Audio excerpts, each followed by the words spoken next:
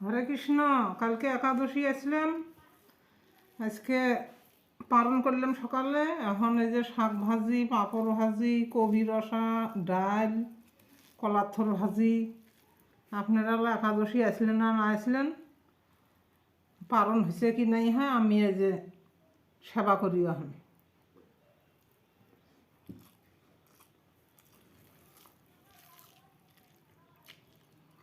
ভালো লাগলে আরও জানাইব।